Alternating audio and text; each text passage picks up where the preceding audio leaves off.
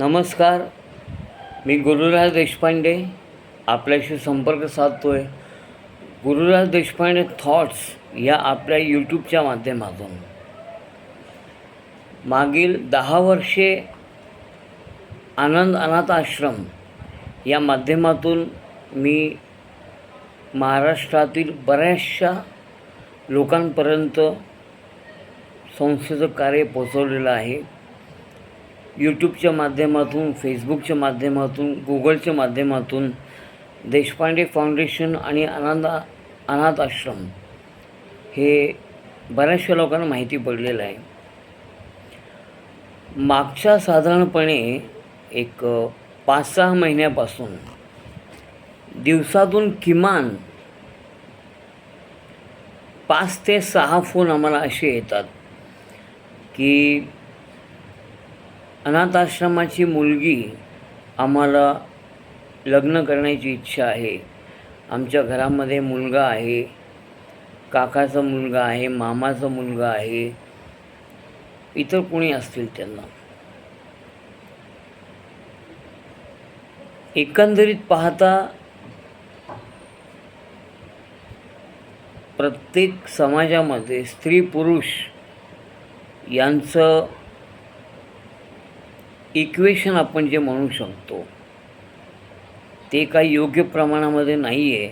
त्यामुळे लग्नासाठी मुलं भरपूर आहेत, पण मुली लग्नासाठी नाही आहेत. आणि ज्या मुली लग्नासाठी उपलब्ध आहेत त्यांच्या अपेक्षा, मागण्या एवढ्या भयानक असतात की आत्ताचे जे कोणी मुलं लग्नाची असतील त्या अपेक्षा पूर्ण करू शकत नाहीत. त्यामुळे मुलांचे नातेवाईक, आईवडील, मामा, मामी, काकू जे कोणी असतील नातेवाईक, त्यांचा असा एक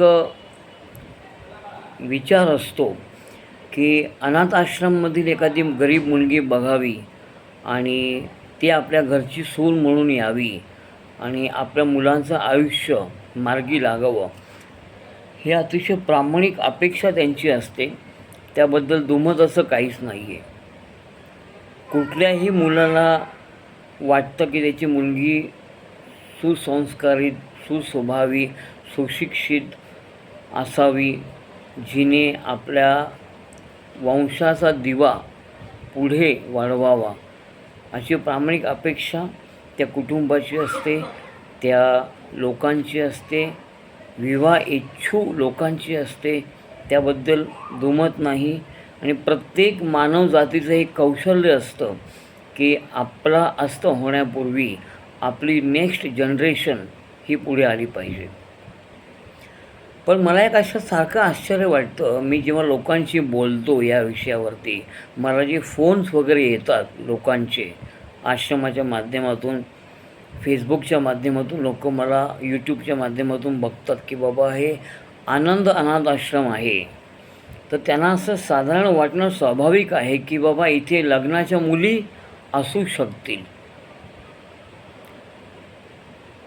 पण बेसिकली जर आपण बघायला गेलो तर अनाथ आश्रम हा फक्त लहान मुलांचाच असतो का, मुलींचाच असतो का, बायकांचाच असतो का, स्त्रियांचा असतो का? तर नक्कीच नाही आहे. मी असं उत्तर असं देईन. विशिष्ट वय झाल्यानंतर मध्यान्ह वयामध्ये किंवा वयोवृद्धपणामध्ये पण काही लोक अनाथ निराधारही होतात. काहींना मानसिक आजाराने ग्रस्त होतात किंवा काही लोकांना आपण असं म्हणू शकतो की काही प्रापंचिक अडचणी असू शकतील मे बी त्यांच्या दृष्टिकोनातून, की ती माणसं निराधार होण्याच्या मार्गावर असतात.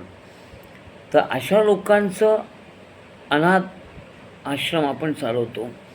पण लोकांना या सगळ्या गोष्टी माहिती नसतात. त्यामुळे ते आनंद अनाथ आश्रम म्हटल्यानंतर इथे आता लहान मुलं असतील, मुली असतील लग्नाच्या, अशी त्यांची एक धारणा होऊन झालेली असते.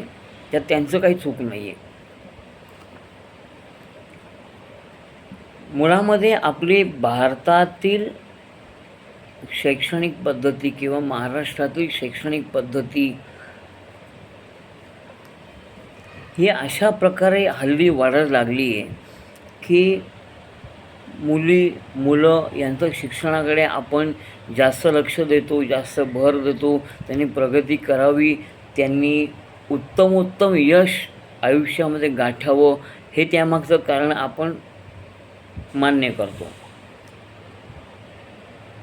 पण मुळामध्ये मला एक असा प्रश्न पडतो, काही कालावधीपूर्वी जेव्हा एखाद्या स्त्रीच्या, एखाद्या महिलेच्या, आपल्या पत्नीच्या, आपल्या बहिणीच्या, आपल्या ओळखीच्या नातेवाईक स्त्रीच्या पोटामध्ये जेव्हा जेव्हा ती स्त्री गरोदर राहते, तिला बाळ होणार असतं, तेव्हा आधुनिक वैद्यकशास्त्राचा आधार घेऊन ते मुलगा आहे का मुलगी आहे हे बघून, जेव्हा मुलगी आहे हे समजलं, तर तिचा गर्भपात करून त्या मुलीची स्त्रीभ्रूण हत्या असं आपण म्हणू शकतो, हे केलं जातं.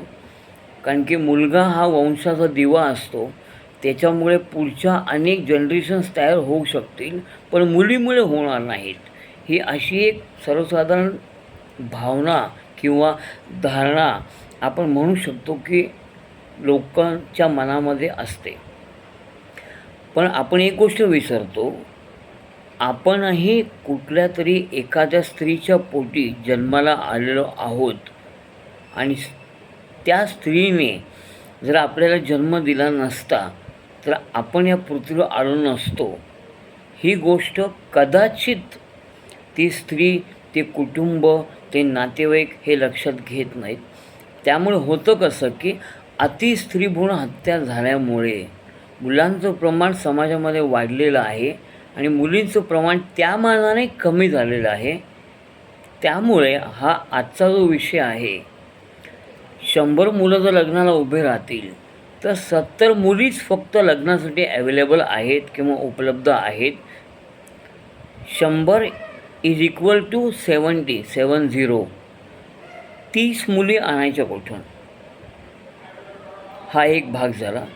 त्यानंतर ज्या मुली आता 70% आहेत त्या चांगल्या, त्यांना शिकवलं, सुशिक्षित केलं, डॉक्टर, इंजिनियर, आर्किटेक्ट, इंजिनियर, चांगलं खूप शिक्षण दिलं, स्वाभाविकपणे त्यांच्या अपेक्षा वाढल्या की आपला होणारा नवरा जो आहे तो आपल्यापेक्षा उच्च शिक्षित असला पाहिजे. आणि ते हल्ली पॉसिबल नाही आहे, कारण की भारतीय मानसशास्त्राच्या अभ्यासाप्रमाणे मुलांपेक्षा मुली या जास्त प्रामाणिक, अभ्यासू आणि जास्त शिक्षण घेणाऱ्या असतात. हे सिद्ध झालेलं आहे वेळोवेळी, हे आपण जाणू शकता. त्यामुळे त्या मुलींच्या शिक्षणाच्या आणि इतर अपेक्षेप्रमाणे उपलब्ध मुलं नसल्यामुळे जी मुलं उपलब्ध आहेत ती त्यांच्या कॅटेगरीमध्ये बसत नाहीत, त्यामुळे त्यांना ती मुलं नको आहेत. पण शेवटी कसं असतं की लग्न हे योग्य वेळेला झालं पाहिजे, त्याच वयामध्ये झालं पाहिजे, त्यांना होणारी अपत्य त्याच वयामध्ये झाली पाहिजे, जेणेकरून पुढच्या भविष्यामध्ये त्यांचं वय होईपर्यंत ही नवीन जनरेशन त्यांच्या हातामध्ये आली पाहिजे. हा प्रामाणिक अपेक्षा कुटुंब, नातेवाईक आणि आपण समाज करू शकतो. पण आत्ता एकंदर 70 मुली आणि 100 मुलं हे प्रमाण बघता जो डिफरन्स आहे, त्यामुळे कदाचित लोकांना असं वाटतं की एखादी गरीब आश्रममध्ये राहणारी गरीब मुलगी भेटावी, त्याचं लग्न व्हावं, आपण त्याला सांभाळावं, असं जर वाटत असेल तर मी या सगळ्यांना एक गोष्ट प्रामाणिकपणे सांगू इच्छितो, कुठल्याही अनाथाश्रममध्ये जी एखादी मुलगी लहानपणी येते, तिचे येण्यामागे जी रिझन्स असतात ती वेगवेगळे असतात. काही कुटुंबामध्ये वडील किंवा आई मृत्यू पावल्यामुळे एक पालकत्व हे आल्यामुळे त्या एकट्या पालकाला ती मुलगी सांभाळणं जमत नाही. त्यामुळे तिचं उदरनिर्वाह चांगला व्हावा, तिला शिक्षण मिळावं, तिचं आरोग्य नीट राहावं, तिला संरक्षण मिळावं महिला या दृष्टिकोनातून. त्यामुळे तिचा प्रवेश त्या आश्रममध्ये केला जातो. शासकीय नियमाप्रमाणे 18 वर्षापर्यंत त्या मुलीचं पालनपोषण, संगोपन, संरक्षण करणं ही त्या संस्थेची अर्थात दुसऱ्या अर्थाने शासनाची जबाबदारी असते. तर अशा वेळेला कोणीतरी एखादा येतो किंवा माहिती घेतो की मला लग्न करायचं आहे, मी अमुक शिकलेलो आहे, मला अमुक जमीन आहे माझ्याकडे, माझं एवढं प्रॉपर्टी आहे, मला एवढे बिझनेस आहे, मला एखादी गरीब मुलगी पाहिजे कारण की मला बाजारामध्ये लग्नाला मुली नाही मिळत, म्हणून ही अनाथ आश्रमची मुलगी हवी आहे. त्या सगळ्यांना मी सांगू इच्छितो की आश्रमामध्ये मुलगी ही काही विशिष्ट कारणामुळे आश्रमामध्ये आलेली असते. तिला शिक्षण घ्यायचं असतं, तिला आरोग्य सांभाळायचं असतं, तिचं भविष्य तिला घडवायचं असतं, म्हणून ती आलेली असते. लग्न करण्यासाठी येत नाही ती. 18 वर्षांनंतर जेव्हा ती कायदेशीरदृष्ट्या सक्षम होते सगळा विचार करण्यासाठी, तेव्हा हा तिचा निर्णय असतो की तिने कोणाशी लग्न करावं, लग्न करू नये, उच्च शिक्षण घ्यावं, पदवी मिळवावी, उच्च पदाची नोकरी स्वीकारावी किंवा तिचं आयुष्य तिने कोणाला द्यावं, हा तिचा विषय असतो. त्यामुळे लोकांच्या मनामध्ये अशी एक धारणा झालेली आहे की गरीब अनाथ आश्रममध्ये मुलगी राहते, ती थिजलेली असते, भिजलेली असते, तिला कोणी पालक नसतं, तुला कोणी विचारणारं नसतं, ती अडलेली असते, ती नडलेली असते. असं काहीही नाही मित्रांनो. मी तुमच्या माहितीकरता सांगू इच्छितो, ज्या वेळेला आपला जन्म झाला त्यावेळेला आपल्यालाही एखाद्या स्त्रीने जन्म दिलेला आहे ही भावना तुम्ही समजून घ्या. आपल्या आईने ज्यांनी जन्म आपल्याला दिला आहे तिने तेव्हाचा हा निर्णय गेला असता की बाबा याला जन्म नाही द्यायचा, तर तुम्ही हे पृथ्वी बघू शकला नसतात, तुमचा जन्म झालाच नसता. त्यामुळे तुम्ही त्या स्त्रीचे, त्या आईवडिलांचे खूप मोठे आभार व्यक्त करा की तुम्हाला स्त्री भ्रूण हत्या किंवा भ्रूण हत्या न होता तुमचा जन्म या पृथ्वीवर झाला आहे.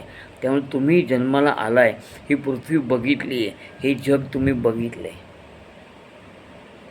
त्यामुळे अनाथ आश्रमामध्ये राहणारी कुठलीही मुलगी ही लग्नासाठी नसते. तिचं शिक्षण, आरोग्य, बाकीच्या गोष्टी, संरक्षण हे करण्याची जबाबदारी त्या आश्रमावर असते. 18 वर्षानंतर तिने स्वतः निर्णय घ्यायचा की मी आता पुढे काय करणार आहे. त्यामुळे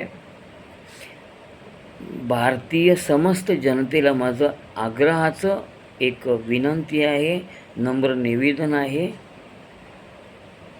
एका स्त्रीच्या पोटी, उदरापोटी आपला जन्म झालेला आहे. यापुढे भविष्यामध्ये प्रत्येक स्त्रीचं भ्रूण हे पुरुषाचं असेल, अर्थात पुल्लिंग असेल किंवा स्त्रीलिंग असेल, तर या पृथ्वीवर जन्म घेण्यापासून कोणीही रोखता कामा नये. नाही तर आज जी अवस्था आली आहे आपल्या समाजावरती, 70 मुली 100 मुलं, 100 मुलं किंवा 70 मुली. आज तुम्ही आश्रमामध्ये भटकताय, मुलगी लग्नाला पाहिजे, उद्या हेच रेशिओ उलटं होऊ शकेल. लग्नाला मुलगा पाहिजे, मुली जास्त आहेत, मुलं नाही आहेत. अनाथ आश्रमामध्ये मुलगा एखादा घ्या त्याशी लग्न करा, असं नसतं त्याच्यामध्ये. फायनली मी एक अनाथ आश्रम चालवतो. अनाथ आश्रम 18 वर्षावरील व्यक्तींसाठी, त्याच्या खाली नव्हे. पण लोकांचा दृष्टिकोन असा असतो की अनाथ आश्रम म्हटल्यानंतर याच्यामध्ये मुलं मुली असतील, लहान मुलं शाळेत जाणारी. तसं नसतं. अनाथ आश्रम हे जसं मुलामुलींचं असतं तसं मध्यमवयीन लोकांचं पण असू शकतं, ज्येष्ठ नागरिकांचं पण असतं. त्यांचं मान ठेवणं, त्यांना वेळोवेळी संगोपन करणं, त्यांच्या आरोग्याची काळजी घेणं हे आमचं काम असतं. त्यापेक्षा भ्रूणहत्या होणार नाही भविष्यामध्ये असा संकल्प जर आपण समस्त भारतीयांनी सोडला, तर ही दरी जी आहे स्त्रीलिंग पुल्लिंगमधली, ही जितक्या लवकर मिटेल तेवढ्या लवकर हा लग्नाचा विषय संपुष्टामध्ये येईल असं माझं प्रामाणिक मत आहे. त्यामुळे यापुढे मुलगी शोधताना किमान तुमच्या ओळखीमधली, तुमच्या नात्यामधली, गावाकडची एखादी चांगली मुलगी बघा, जी गरजू असेल, गरजवंत असेल, तिच्याशी तुम्ही लग्न करा. तिला पण शिकवा, तिला पण चांगलं नॉलेज द्या, तिला संसारामध्ये उभी करा, भक्कम करा, जेणेकरून भविष्यामध्ये उद्या तुमच्या पोटी जरी मुलगा मुलगी जरी जन्माला येणार असतील तर त्याच्यात भेदभाव न करता त्या प्रत्येकाला पृथ्वीवर जन्म घेण्याचा अधिकार आहे. ते रोखणारे तुम्ही, आम्ही नाही. आज जो प्रश्न आपला समाज भोगतोय, लग्नाला मुली नाही आहेत, ह्याचं कारण मागच्या 25-30 वर्षापूर्वी आपण जी भ्रूणहत्या केली आहे तिचे परिणाम आज भोगतो आहे. भविष्यामध्ये हा विषय उद्भवू नये असं वाटत असेल तर आजपासून 25 वर्ष पुढची तुमच्या बहिणीच्या, बायकोच्या, मित्राच्या पत्नीच्या, नातेवाईकांच्या पोटी, स्त्रीच्या पोटी येणारं आपत्ती जे काही असेल, मुलगा किंवा मुलगी, त्याच्यात भेदभाव न करता त्यांना जन्म देण्याचा अधिकार आहे या पृथ्वीवरती. तर आज जी समस्या आपल्याला भेडसावते 100% लग्नाला मुली नाही आहेत, प्रॉब्लेम आहे, ही वेळ 25 वर्षानंतर येणार नाही. आज 2023 आहे, अधिक 25 वर्ष करा तुम्ही. जवळपास 2045-46 सालामध्ये ही व्यवस्था, हा प्रश्न तुम्हाला भेडसावता कामा नये यासाठी आजपासून सगळ्यांनी एक शपथ घ्या. कुठल्याही स्त्रीचं गर्भ धारण झाल्यानंतर, पुल्लिंग असो किंवा स्त्रीलिंग असो, त्याला आपण छेद देणार नाही. त्याचा जन्म पृथ्वीवर झालाच पाहिजे आणि त्यालाही तोच अधिकार मिळाला पाहिजे जो तुम्ही आज आपण सगळे उपभोगत आहोत. जेणेकरून पुढच्या भविष्यातील 25 वर्षानंतर भेटणारा प्रश्न संपुष्टात आणायचा असेल तर आजपासून स्त्री भ्रूण हत्या किंवा जे काही भ्रूण हत्या असेल ते नको व्हायला, ही माझी मनापासून इच्छा आहे. तर आपल्या सगळ्यांचे प्रश्न ॲटोमॅटिकली संपुष्टामध्ये येतील. गुरुराज देशपांडे थॉट्स या व्हिडिओच्या माध्यमातून आपण हे माझे विचार ऐकलेत. शांतचित्ताने याचा विचार करा. जर आपल्याला पटले, आवडले, आपल्या मित्रांना, नातेवाईकांना शेअर्स करा, पाठवा त्यांना, हे माझे विचार कळू द्या. या व्हिडिओ चॅनलला लाईक्स करा, गुरुराज देशपांडे थॉट्स, आणि जास्तीत जास्त लोकांपर्यंत हे विचार पोहोचवून एक नवीन क्रांती या भागामध्ये किंवा या विषयावरती आपण करण्यासाठी प्रत्येकाने पुढाकार घ्यावा, ही आपणाला नम्र विनंती. धन्यवाद. जय हिंद, जय भारत, श्री स्वामी समर्थ. धन्यवाद.